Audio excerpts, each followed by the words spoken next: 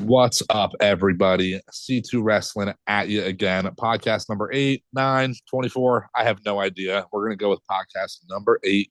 We have been loving this. It was a great week in wrestling. We got a few things we want to get into, but we're doing this podcast a little bit differently today.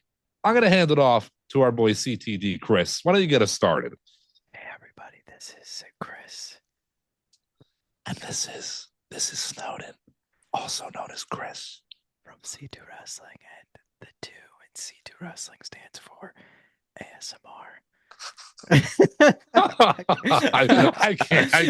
I can't even stick to the bit. I can't stick to the bit. Oh man, that is. I don't know. Like I've had on my my suggested like guilty pleasure. There's some ASMR videos I'll watch and it knocks me out. Then Tommy Boy appearance on the video. Then I'll see like a suggested where people will do like a straight up podcast. Like, yeah. I don't know how they do that. Two things I want to say. Tommy Boy jumping up in your bed from behind. I thought it was a damn raccoon in your room. It was actually a repo, man. Two, it's funny that you say ASMR can kind of knock you out sometimes. I despise ASMR. Get all that off the internet. Don't need it. Don't like it. Hate it. I think it depends. Like I can't do, look, you know me. Yeah. I can't do anything of people chewing and nothing. Not a chance. That is not a pleasurable sound. That makes me want to break shit. Okay. That turns me into like the Big Show entering the Rumble. Like I'm taking everybody out. Let me hit you with a would you rather. Okay. Would you rather for a whole day, 24 hours, right? You have to either just constantly be listening to chewing in the background of whatever you're got going on, or within 24 hours, you have to watch 12 hours of just needles just getting injected. God. Oh, man. Listen, if you didn't know, you also love needles. Jesus. Is it 12 hours of Hangman sticking the needle in Swerve's mouth? All different types. It's a compilation of just needle videos. Tommy Boy just as this is happening, he just went after the Money in the Bank that's right behind me. He's trying to cash in. Yeah, he is. He wants to co-host this podcast. I think I would rather not. I probably listen to the chewing. I think that's brutal. Even for me, the chewing isn't as bad for me, but 24 hours of it, that's rough. Yeah, that's rough. All right, what I do want to talk about on episode 8,467 of this podcast, for those of you that don't know who aren't fans, the time of this recording is an hour and 20 minutes before the season debut of Survivor. And now, any wrestling and Survivor fans know John Morrison was on, Grayson Waller is on the Australian Survivor. I want to ask you. There's one more. Ooh, who am I forgetting? Oh, Ashley. Ashley Mazzaro. Yes, rest in peace. I want to ask you, of the current roster right now, who would you most want to see on a season of Survivor? That's an interesting question. Let me start by saying, for those of you that don't know, if there's two things I love the most in life, it's pro wrestling and Survivor. I have an obsession with both of them. Okay, let me hit you with a question. Am I watching the season or am I on the season with them? You're watching the season. Watching the season. Strictly entertainment for you. Strictly entertainment, watching the season. Man, honestly, it's funny because Grayson Waller was on the Australian season prior to being signed to WWE. And I had watched that season live as it was airing. And I remember seeing it say pro wrestler in the little bubble and thinking that was so cool. And I was a big fan of him back then. He's a more so background character on the season, if I'm being honest. Part of me, after seeing his gimmick in WWE, I want to see him on a season again. But if I'm going with a newbie, oh, that's tough, man. Part of me has got to see Dom on Survivor. That's a good name. That's a good name. Dom Mysterio on Survivor. I feel like he fits the good age group. He's on the younger side of things. It's usually good for the show. That's a great name. I'm going to have to take a minute to think about that during this and come back to you with another one. Do you have a name ready to go? Who do you I want to see on had Survivor? so I had two random names. I made sure I didn't think about it when I thought of the question because I didn't want to, you know, Hmm. think it out loud, Yeah. figure it out before talking about this. But while you were talking, two names came to my head and they random Hmm. names. The first one that came to my mind was Otis. I Okay. All right. I feel Yeah. like Otis would be hilarious. Hilarious. They don't get big boys like that on the show anymore That's the either. That's a thing. little different, you know? Yeah. Might be a little tough for Otis because I know, Yeah. he probably enjoys a good meal. I don't know if he could go that long with on the Survivor diet. The other name that came to mind, again, this is very random, but someone who I feel like would not only be great at challenges, Hmm. would not only be a great Survivor player, Hmm. but would be flat out entertaining. And that was Baron Corbin. That's a great one. Baron Corbin would be so authentic, I feel like, on Yeah. Survivor. That's a great one. You know, Austin Theory came to mind for me, but it's so easy to say because he's paired with Grayson Waller. I will, for the female fans, even choose a woman here. I would say Tiffany Stratton is probably the go-to Yeah. woman I would put on Survivor. Uh, Baron Corbin is a great one. That's a fantastic answer, actually. I don't know if I can really choose someone better than that. I really got to think on this, but I well, do think what might be a better woman would be Chelsea Green. okay, that's another good one. That's Chelsea another would great be one. because Yeah, she actually is genuinely hilarious. Like, genuinely hilarious. Now the Morrison season, John Hennigan, as he was referred to on the show, you've seen that season, right? You watched that season? yes. Yeah, that's all right. If you haven't seen it as a wrestling fan or a Survivor fan, go back and watch Survivor season 37. That's one of the best seasons, actually. my my cat is just going to town on his keister. I gotta block it out. I don't want That's us to great. get like flagged or something. Sorry for the video viewers. I couldn't. I figured you were blocking Tommy Boy out, but I wasn't sure if you were like, stop talking. You know? Yeah. Yeah, I was um, hitting you with the shoosh. Shoes, please. um, that's a great question. Collabing Survivor and wrestling, that is like the best of both worlds for me. It really is. I believe I might be mistaken here. This is just me collecting my thoughts. Morrison, when he was on Survivor, he was in Lucha Underground, Johnny Mundo, which the executive producer, Mark Burnett, producer, creator of Survivor. So I wonder if that's how he got on the show because they do a lot of casting, but they do a lot of, hey, let's put you on the show. So I believe that's how he got tied into it. I think it's for as big as Survivor is, and there's other shows, Big Brother, I don't really watch per se, but wrestlers have been on there, even Justicesaurus and Luchasaurus, things like that. I'm surprised WWE hasn't like tried, and maybe it's different under the Vince regime, tried to get these people on more. The Miz was famous with the challenge before WWE. He's even gone back and done some stuff with them since. But if you're WWE, aren't you lobbying to get the Miz on a season of the challenge, not hosting it? But hell, let's get the Miz on there, have him try and win the thing again. Hey, if we got a guy, Grayson Waller, in the U.S., a U.S. citizen now, legally, if it's allowed, I don't know their rules and regulations. How are you not trying to get Grayson Waller on Survivor? I feel like that would be money.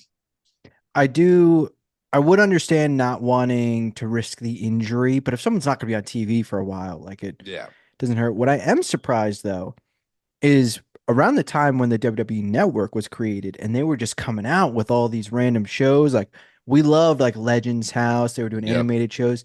I'm surprised they didn't try to do, look, maybe not Survivor, but something A like The reality show. Challenge, like a reality game show Mm-hmm.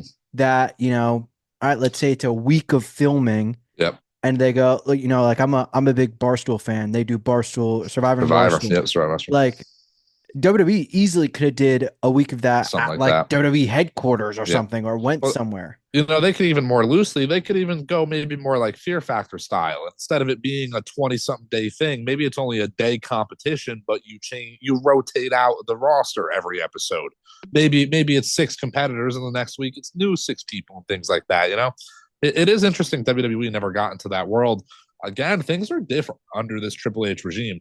I have to imagine, especially with Grayson Waller and guys that have been tied to Survivor being in wrestling, there's got to be somebody in that company that's like a fan of one of these shows, Survivor, Big Brother, something. I could totally see somebody in this era applying for a show and WWE, I can't speak, being like, yeah, go for it. Let's get you on. No problem. I mean, Big Brother's long. That could be like a 6 month thing in terms of not only filming the show, but, everything included with it. There's a lot of shows nowadays. Another great show. I don't know if you've seen yet, The Traders, which is about to star Nikki Bella. That is a like 2 week show. Like it takes 2 weeks to film. There's not a whole lot of a process in there if you're going to get a wrestler on there. Survivor is like a 26-day show now. Takes 50 days to kind of do all the filming involved. So you got to write these guys off for 2 months, but it's only publicity if it goes well. I guess hopefully you don't get these guys voted out first. That might not be great, but Yeah, it's great publicity. You would think they'd be kind of chipping at these things. Movies are great. They had Damian Priest say he was almost cast in a Marvel role and that was taken away. Him even being able to say that just heavily implies that WWE is more open to these things nowadays. for sure. And I do think that a lot of these shows would probably like to recruit them if they're given the chance because it's a notable name for them. Yes, Having them on, that's a whole storyline. Like we know how it is in reality TV shows. You're trying to, when you're casting, you're trying to fill roles so stories play out. correct. There's no easier story than having someone that's a current WWE superstar on the show. And whether they're playing for money or charity or whatever, it's someone who has personality. It's someone who understands being on television, who, to be fair, other cast members might not know who they are. Some might. Like, that to me is like so easy for a TV production standpoint to want them on a part of any show. Absolutely. These shows, Survivor especially, they cast an archetype of a person. They got 18 slots to fill. There's 18 archetypes in a way. They're trying to cast their Captain America, but to also counteract that, they're casting their blue collar farmer. I don't know. There's archetypes they're trying to fill where these personalities mesh real well. Wrestlers, that's a personality to begin with. You got a hell of a job again as publicity. They've had other famous people on these shows as well. Jimmy Johnson, a famous football coach, has been on Survivor. It's great publicity for a company to have an active superstar wrestle for them. Morrison was not signed with WWE. As I said, he was under Lucha Underground at the time. Lucha Underground might even have been a little bit after the fact of Survivor, kind of have the time frames mixed up. But I don't know. I feel like WWE should really be trying hard to get these guys on these shows. I've even seen Grayson Waller do stuff in the States with other Survivor cast members. Like all the Survivor foreign versions are all kind of tied together at this point. And he's still involved with Survivor to a point. Again, I feel like he should be lobbying, or WWE, I cannot speak today, WWE should be lobbying to get him on the show. Yeah, I feel like it's an easy transition. We will get into current wrestling talk if you've made it this far. Although I do think that is the beauty of not only our channel, our podcast. We talk wrestling, but we talk things that are mainstream and tie it into wrestling. Yep. We take what's relevant, and yeah, we're not specifically talking about just Survivor and the history of Survivor. We're talking about wrestling and Survivor. We're How talking it's about related. movies of wrestlers and stuff like that.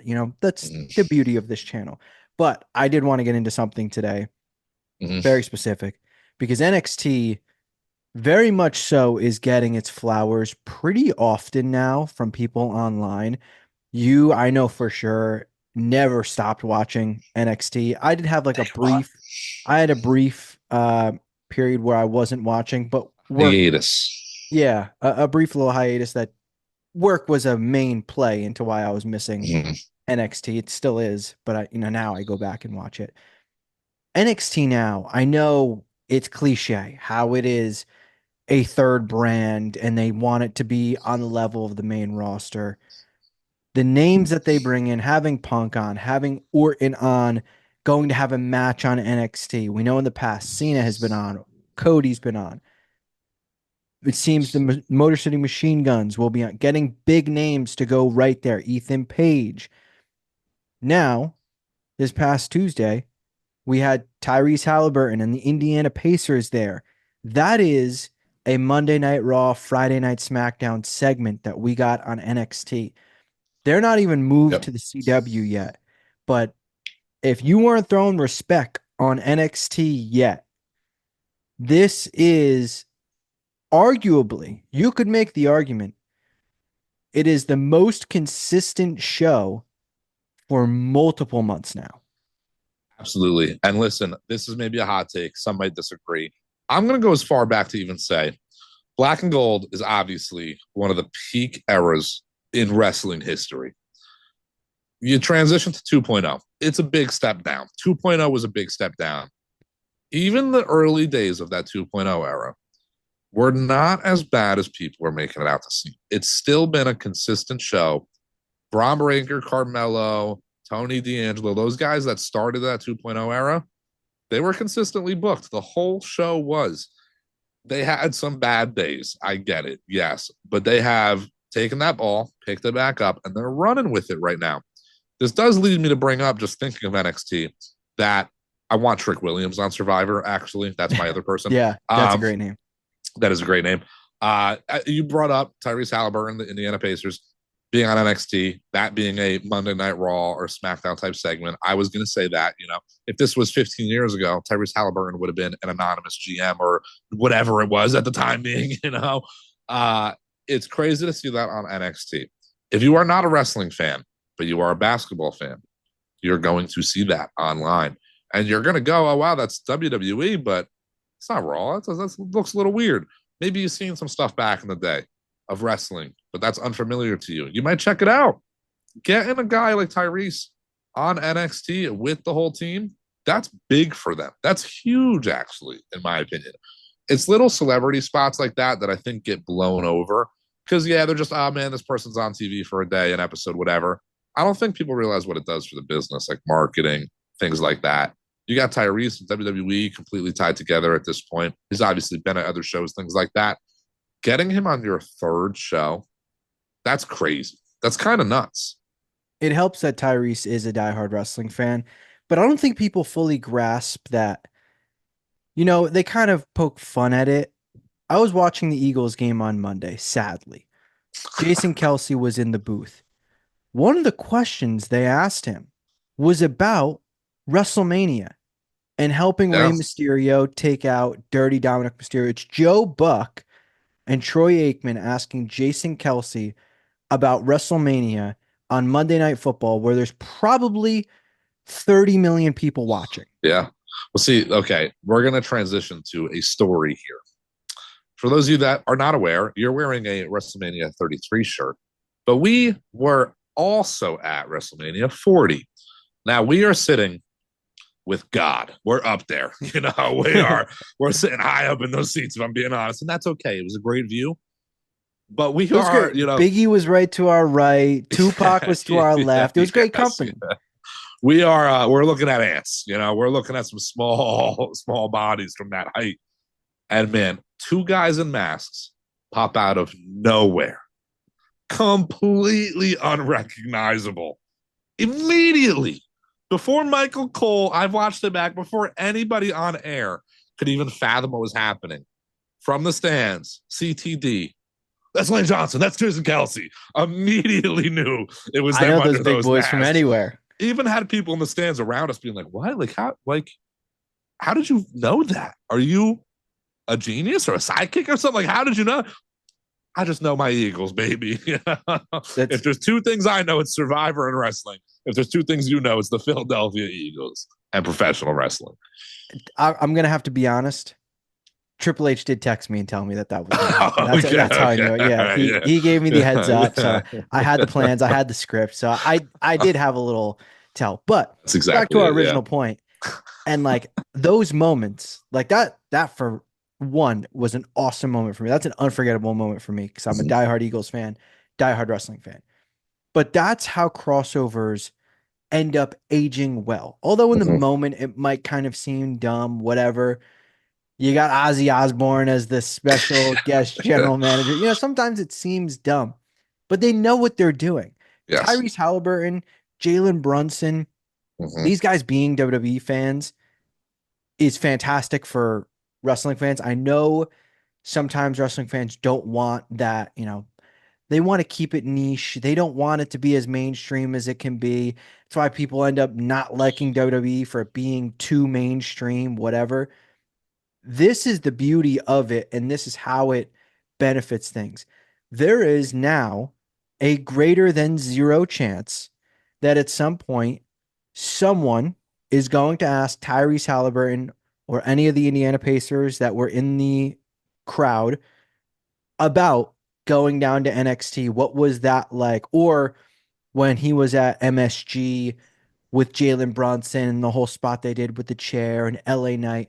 Like, this is how you branch out. And this is why NXT is now being treated more than just that developmental, that you have not the same segment that you got at MSG on SmackDown, but the same name that you used is doing a segment on the third brand, the developmental brand. That is massive. And this is before their move to the CW, where you expect all these massive moments. Absolutely. Tyrese Halliburton is a big name. I'm not even a big basketball fan, and I know all about Tyrese Halliburton. Like, he's a household name to a degree. And it also does wonders for WWE to have a guy on their show that is a megastar and also a diehard fan. That only also just more so proves WWE to be mainstream. There's a difference in having Tyrese on or having who said that bad word, LaMelo, whichever one of them. Lonzo and Yeah, LaMelo yeah, Ball yeah. and Whoever LeVar. it was, It was that's not LaMelo a that great said it. segment. Yeah. Yeah. Mello that said it. Oh, you're frozen a little bit. That is publicity, but it's bad publicity. Let's be real. There's a difference in getting non-wrestling fans on compared to wrestling fans. You tie Tyrese Halliburton in, man, you got him taking shots at the crowd. Man, nothing worse than being a Magic fan. He said something along those lines. You don't get those kind of things out of the non-wrestling fan celebrities they get on TV, which is going to happen still, and that's fine. But it's different when you got a guy like Tyrese who probably wanted to be on NXT. He watches NXT. That's crazy to think that you got a megastar watching your third inline show.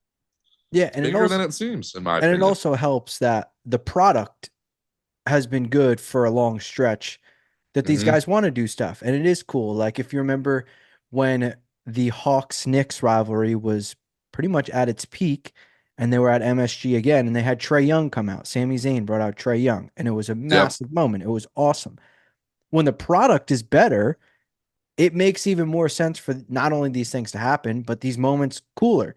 Tyrese Halliburton taking a dig at the Orlando Magic is super cool. Now, who's to say if the Magic beat the Pacers in some game this regular season? For those of you that don't know, the Orlando Magic have a fantastic social media team. That Mm-hmm. clip's absolutely going to be used if the Magic beat the Pacers. 1,000,000% in Yeah. some aspect, that clip will be used to taunt, roast, whatever. It will come back at some point. And that Yeah. is the ultimate win for obviously WWE, but for NXT. Yeah. Again, it being so mainstream, you might have these basketball fans that don't watch wrestling, but they're going to their friends, be like, yo, did you see Tyrese Halliburton talking shit on the Magic? Like, that's crazy in a way if you're a fan. If I'm, again, 10, 15 years ago, I wish I was this age for Big Ben Roethlisberger also being a GM as a Steelers fan. That would have been huge for me at this age. It was big for me back then. I would have loved to see somebody like Big Ben talking trash on the Bengals or the Ravens or somebody, that just like creates more hype for everything you got going on. The wrestling right now, ratings are important. They always will be, obviously, but there's more than just TV ratings now. These online clips, the social media clips. I'm not saying all the Pacer fans in the world are going to go back and watch that entire NXT episode, but I can only imagine that clip on Twitter, Instagram, TikTok, YouTube, millions of views, millions. And that is revenue for them. It generates money. It generates popularity. It's everything for them. I think having a guy like that more involved is their goal, and I think he should be. Yeah, and we know WWE anytime, like when Roman returned at SummerSlam, it was it got this many views on this platform, this many like that. That is just as important as the ratings, as the revenue, whatever. But keeping it on NXT, I think one of the coolest and honestly completely unexpected for me announcements of Randy Orton will be wrestling on NXT, and he won't just be wrestling anybody. He's facing Javon Evans. Yeah, that is amazing. And now listen, we didn't predict this exactly, but there is a previous video of ours where we talk about the retirement tour of John Cena, in which I stated that if you're going to book John Cena in an NXT match or even just a match throughout his retirement tour, I think you have to get him in the ring with Javon Evans on NXT TV. And that is as equivalent as you can get to it being John Cena is Randy Orton being down there wrestling Javon Evans. You know, it puts over that type of talent, Javon Evans, incredibly. He is so green in a way, but so good. He has the rocket strapped to him, and clearly he does. Who did they have AJ Styles go down to face in NXT? You know, the likes of a Braun Breaker. Dolph Ziggler goes to face Braun Breaker. All these guys that are going down to face this younger talent is because they have eyes on this younger talent. Javon Evans is going to be massive when he gets there. He can lose this match clean 100 times out of 100 times. It only does wonders for him to have a guy like Orton go down there and face him. 10, 15, 20-minute match. I think they're going to put on a clinic. I think this is going to be a must-see match. If you haven't seen, we tweeted it, C2Wrestling. I cannot wait to see. I don't even know what he calls the move. I don't know if there's a name yet.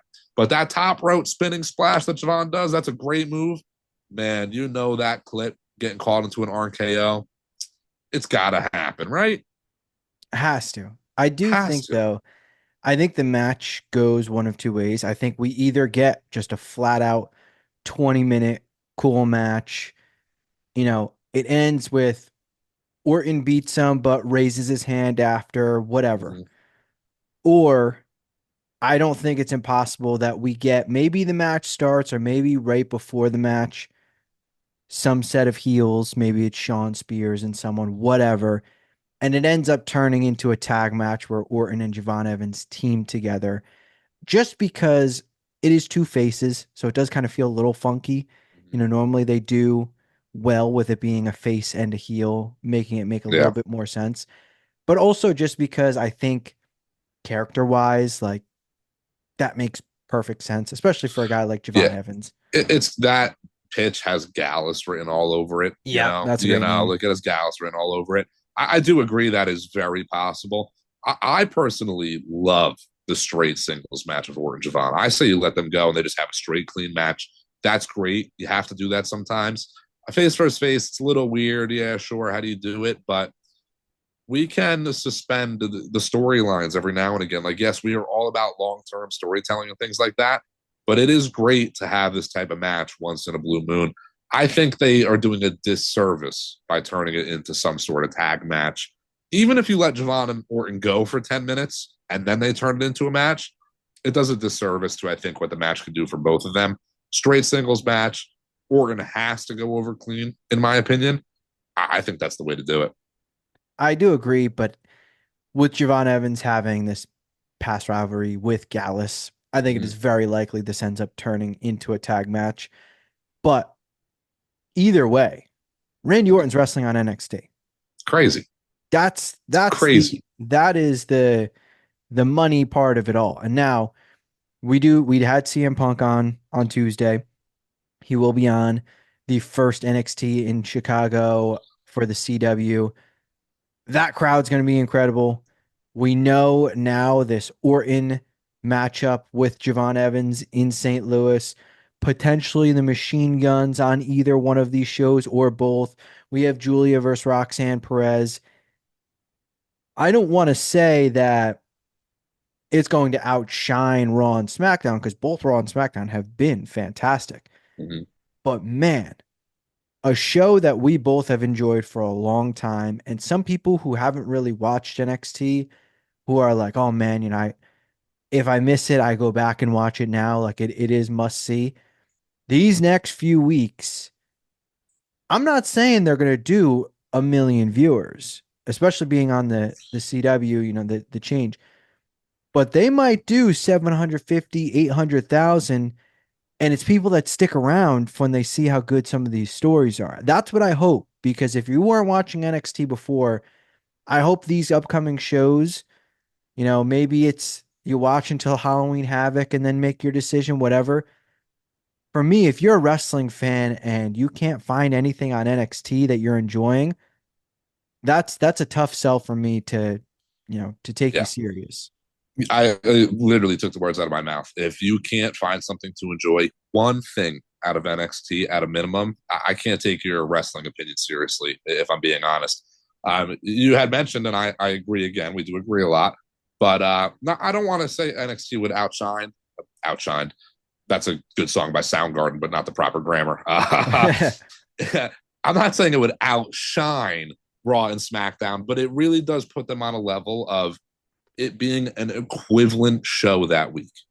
NXT might be booked out. Raw and SmackDown might not be totally booked out. They're booking the CW week like it's a pay per view. So we're getting a lot of matches pre announced. Raw and SmackDown might have an IC title match coming up, but there's a lot of free going on, a lot of free stuff going on. NXT, though, is right on par that week. It's an equivalent show to Raw and SmackDown. It is just as much watch as Raw is Monday night and SmackDown is Friday night. I do think that with how good it is, I do enjoy the mix of the main roster. Mm-hmm. I like NXT so much, and now they're going to have a little bit less time when they go to the CW because they're not going to have the overrun. So some things are going to have to be a little bit tighter. You might lose a segment or two, whatever. I would like it to not be an overkill of main roster people going down there. I get you're trying to get the viewers, but as an already a big fan of NXT, like I don't need it. I understand why you do it, Mm-hmm. and I agree on why you do it. I personally don't need it.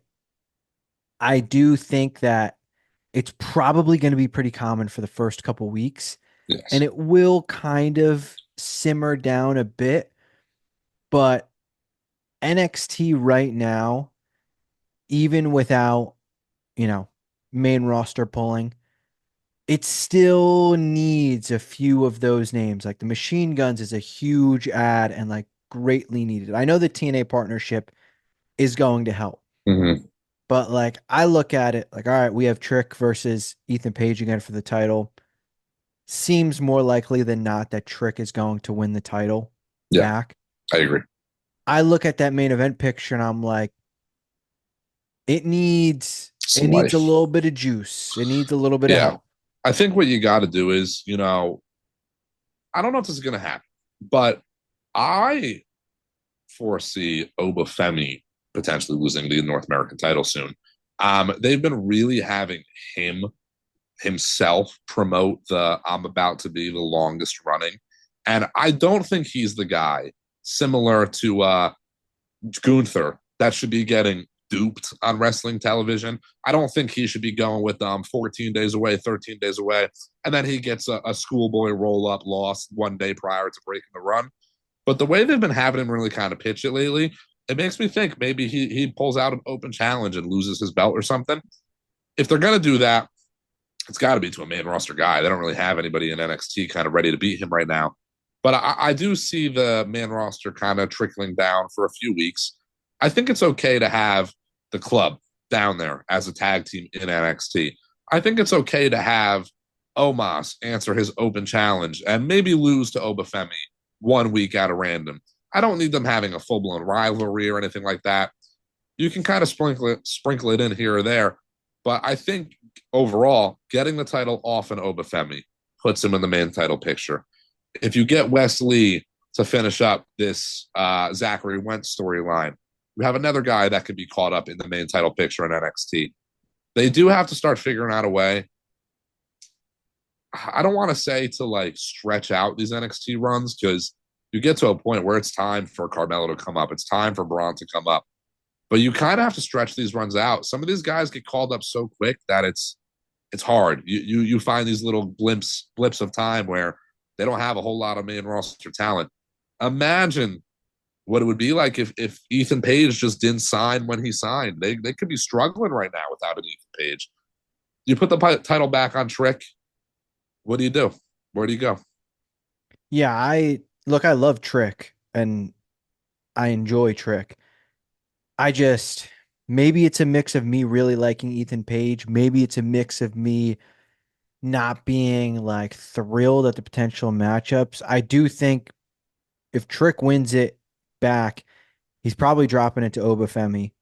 That seems to be like the most likely outcome. I am starting to kind of buy into them building up Tony D as the potential guy to beat Obafemi. They're doing the whole Rocky 3 story. I get it. Mm-hmm. Um, Again, it might be a little weird, but the main roster just did the same thing where Gunther dropped the title and then is your world champion right after. He doesn't have to go back for the title that he just dropped when he is the longest reigning champ of it, whatever. He's already conquered that. I think we might get something similar with Obafemi. And now, if he does win the NXT championship, that does open a few more doors for potential feuds. But I do think if Trick wins the title back, I don't want to say I'm less interested. Mm-hmm. It's just, put it this way. I look at the NXT women's division right now and the fresh names they have coming in, the fresh matchups that they have. To me, it's like the future of that division. It doesn't matter who's champion, they have so many fresh matchups. Mm-hmm. NXT, it feels like there are very few fresh feeling matchups. They are going to need some help from people coming down. Like Mm-hmm. to cement, like it has to be a main event level matchup. The women, I feel they're sitting pretty. And like they've only just started. Julia just got there. They still have more coming. Yeah, The men, it's like I don't it's know. a little Maybe the scarce. machine guns show up and they don't go into the tag division. Maybe Shelley goes for the NXT title and Saban goes for the North American. I don't know, but it Yeah. does seem like it needs a bit of a jump. Well, see, that's maybe the problem though too. Is the tag division needs the love too. The tag division needs the Motor City Machine Guns maybe more than the singles division needs Saban and Shelley. I do think Obafemi versus Trick Williams has stand and deliver written all over it. That only kind of makes sense to me. How do you stretch it out? How do you get there? I do agree. I'm not less interested by Trick winning, but it is a little like, what do you do next? I could totally see a Wesley Hold or hold over feud, something along those lines. To counteract my point a little bit, I do think Trick Williams is like the perfect person to be a two-time, three-time NXT champion, something along those lines. Not everybody, because it's developmental, should hold that belt more than once. He is the perfect person to have that 2 year face of NXT run and win the belt two, three, four times. Trick Williams could go down in history as the guy that's won the NXT title the most. You know, that fits the bill for him. But you do got to spice up that division. Now, Obafemi again, I think the idea is to get the title off him to have him get into the main title picture. It's tough to have him lose that belt. I like Tony D. I love Tony D. I see the story a bit more. I don't know if I want Tony D being the one. I think Obafemi is the perfect person. They just did this. He won, but you have him lose in an open challenge type situation to a beast, a Hammerstone, a Moose, somebody along those lines. There's not many names you could even have do that. Hammerstone was one of them. They already had him lose. Maybe Moose is the guy. It's crazy that that's even a possibility that I'm bringing up a TNA guy. But I don't know if Tony D'Angelo is authentic enough for me in terms of beating Obafemi. I hate saying that because Tony D, I think, is great. But something about them in the ring together, like, I don't know, it almost just doesn't do it for me in comparison to what they could be doing. Yeah, I really like Tony D. I do think though, this is gonna sound harsh because I like Tony D and I think he'll even be great on the main roster. Mm-hmm. He is this, I'm like saying it in my head, it is mean. He is kind of a bit of always the bridesmaid, never the bride. Yes. Yeah. Yeah. Like him versus Ilya. I had no doubts Ilya was going to retain. You know, him, Braun, anybody, like if he faced Trick, I'd be pretty confident that Trick is going to retain. Mm-hmm. And it sucks because I like Tony D, and that sounds like bad. I'm not trying to diss him, but when it comes to him facing Obafemi, I guess I'll play into the story that they're telling of him being Rocky and it being Rocky 3. I don't think you can win. I Yeah, don't think you can. yeah, I'll play into it. I don't think you can beat him. Prove me wrong. yeah. We've discussed this off the channel too, where Obafemi is a guy that you can have him run that belt out for 5 years and then just hand it in. You can have him just vacate it himself.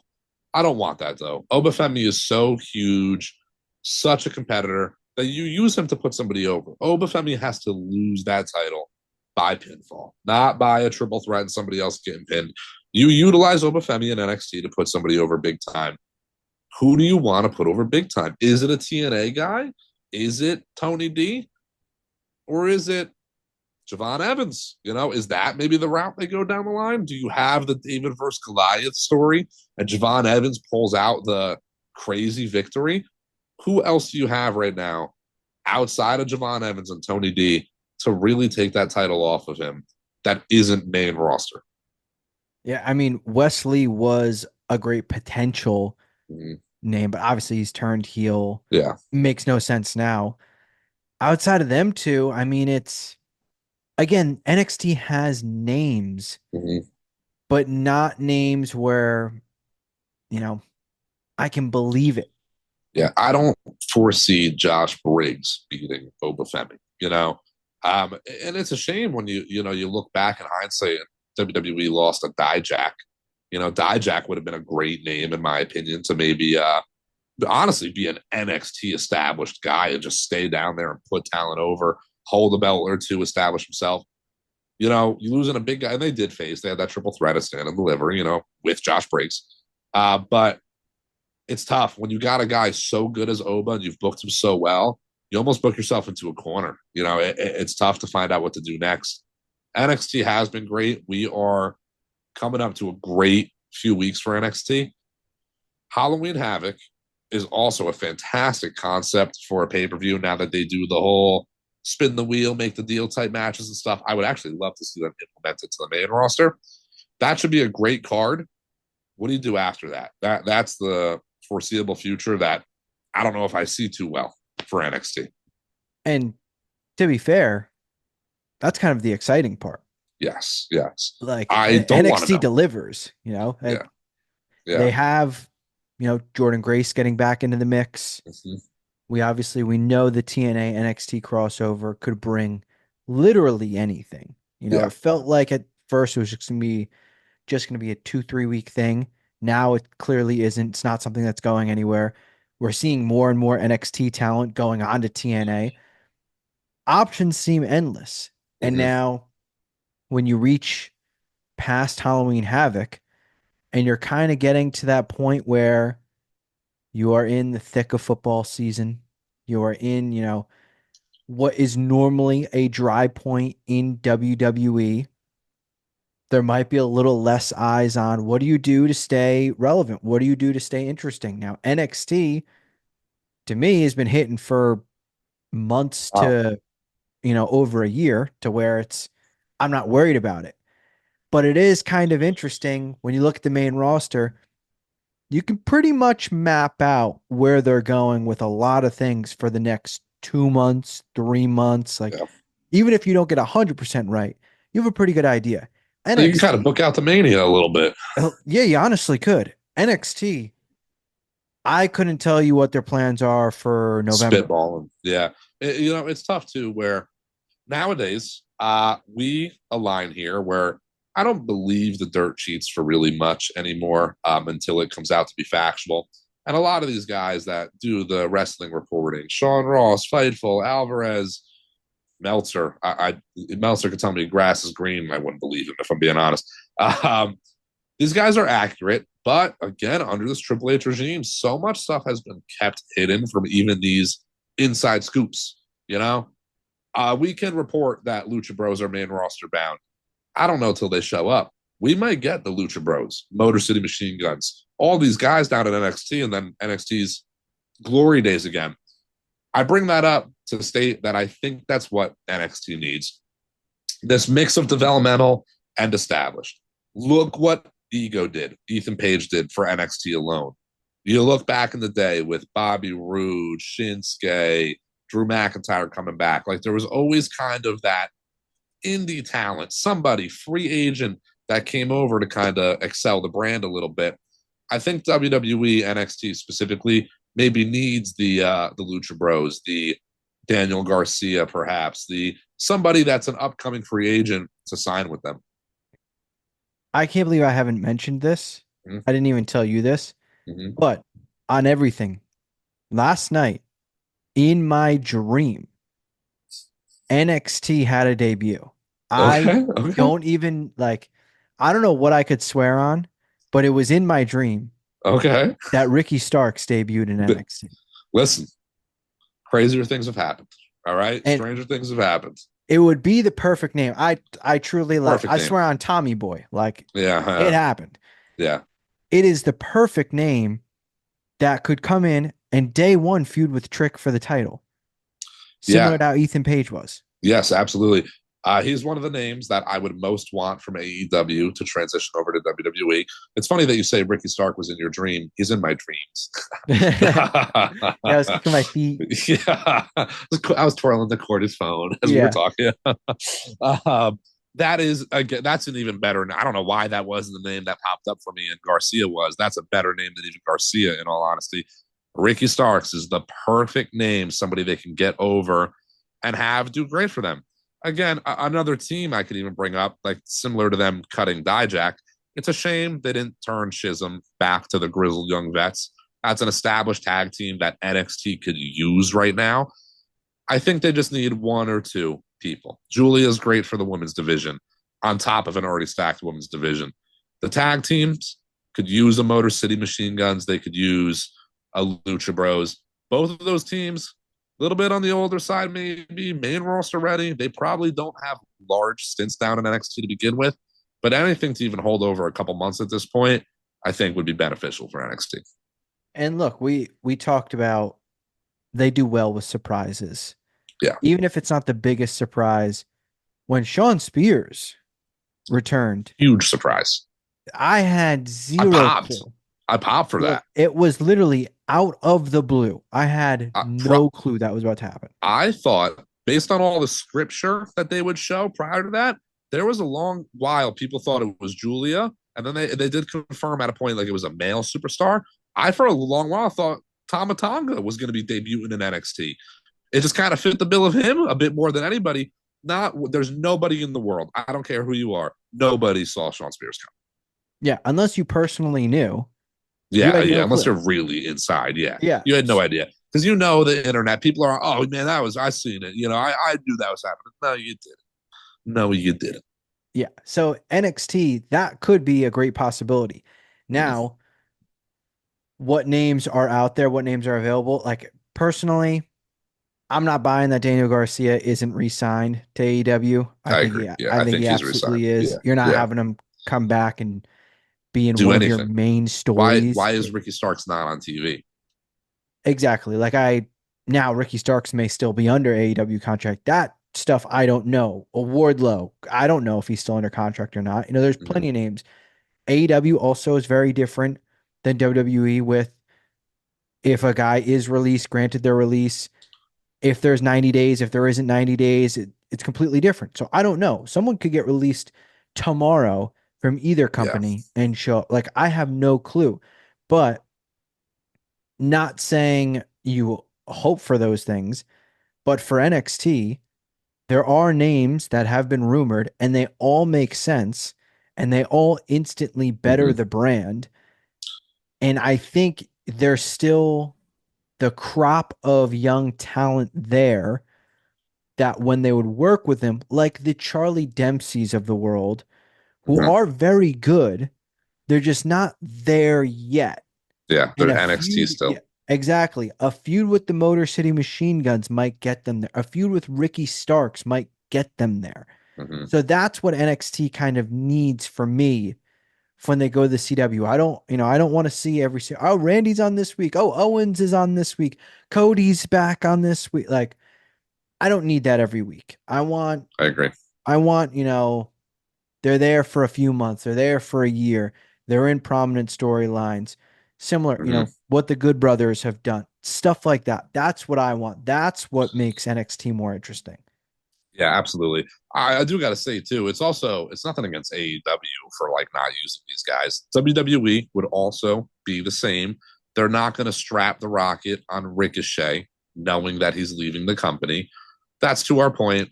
You can kind of foresee Wardlow, Ricky Starks probably not resigning because they're not being used, and they're great names for them to use. AEW is not going to strap the rocket, use these guys for anything other than kind of filler talent if they're leaving the company. Daniel Garcia being a bit more prominent makes me think he's signed. You know, there's a lot of guys Hook that can too, I think, is Hook. Yeah, resigned. I agree as well. Especially, I think Hook is there for the long run, especially with Taz and whatnot. Um, a guy, this is a random name that is probably signed to AEW for a while, but I actually think would be fantastic for WWE, NXT particularly. He's been in NXT before. He's been on the main roster before, formerly known as Big Cass. I think a heel Big Cass NXT could be big for them. But Literally. there's a lot of literally, yeah, literally. There's a lot of guys that we don't know their contracts. They could be signed for years. Who knows? I, I still think it's a matter of time before we see Alistair again instead of Malachi. I think there's a lot of guys that maybe both companies again. Ricochet's time was ticking. Probably longer than we even knew as fans. The companies work both ways. Some guys will go over to AEW. Some guys will come over to WWE. WWE NXT could use the talent a bit right now. I'm not saying I want to see these guys leave AEW because screw AEW, but I want to see these guys go to NXT to further their careers as much as NXT's development.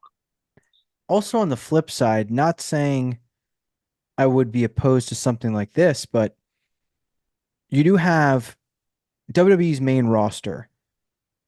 It's pretty obvious a lot of times they go through cycles and waves for certain talent.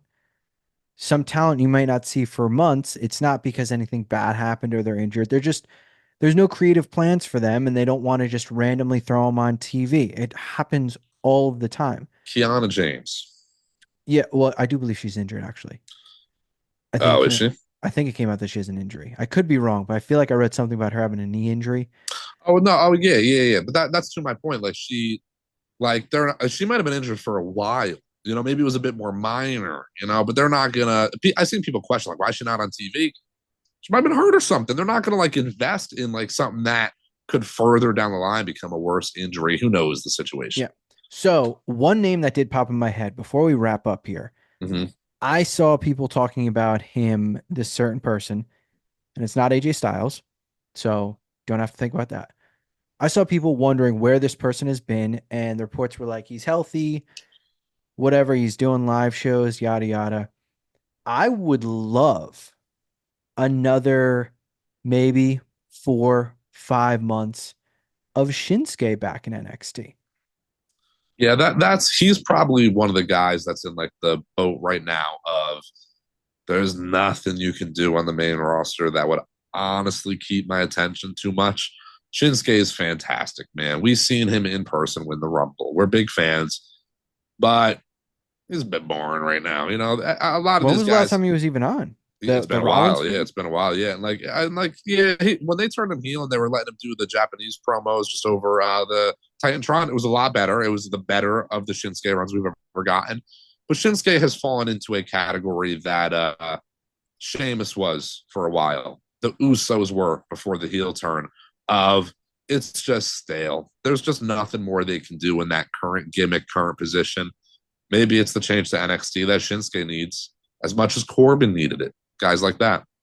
Yeah, I think if Shinsuke went back down there, it would be 3, 4 months. He's in the main roster scene. Hell, Trick wins the title. That could be his first feud. That's, Shinsuke, yeah. a 2 month feud of Shinsuke versus Trick. You're helping Trick get over.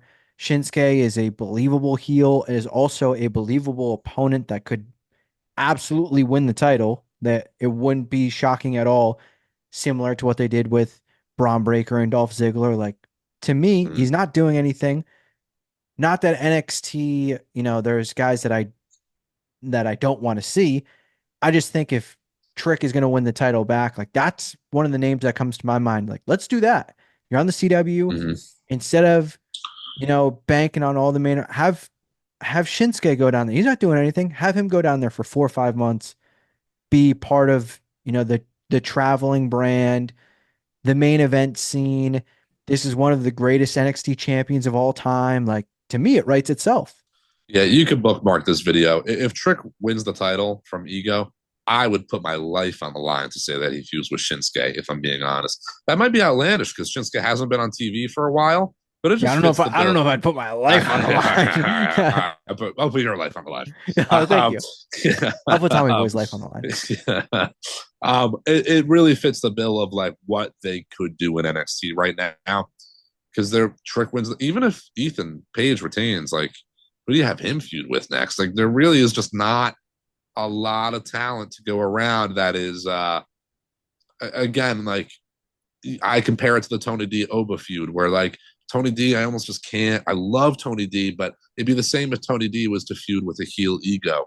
I just can't like Tony D winning the belt over Ethan Page. I don't foresee it. Doesn't do it for me. So I guess I'm not as intrigued by it as I could be if they had more talent. A Ricky Starks right now, who knows? Shinsuke coming down from the main roster. I don't know if we get a Styles, an Omos for Obafemi.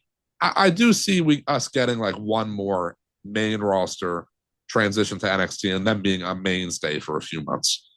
Yeah, and like you mentioned, Corbin, some of these guys, it does wonders, not just for them, but for the brand. Mm-hmm. So for me, if you find the right person to do it, it'll be great. Now we got to wrap things up to tie it all together. NXT's got the Iron Survivor. We've got actual Survivor tonight because this Absolutely. is this is basically a holiday, especially for you. It's important. This is it might as well be Christmas. Yeah, this is pretty big. Don't I cancel this Christmas. Yeah, don't cancel this Christmas. That's for sure. Shout out Q. That's a Survivor reference for That's a those of you that don't Survivor know. reference. Yeah. I love Survivor. I love pro wrestling. It really is like the best of two worlds. When Survivor's on Wednesdays, I got something like every day of the week. Survivor is great. If you haven't checked it out, go check it out. Speaking of things that you might not have checked out yet, there's a lot of videos by C2 Wrestling locked up on that YouTube right now. We only got more coming. We got TikToks. We got some shorts on YouTube, Instagram, Twitter. We're posting all the time, having discussions. Hit us on that like button, that subscribe, comment down below. We want to hear from you guys. I'm Chris, aka Snowden. I'm Chris, aka CTD. C2 Wrestling, baby. See you guys next time.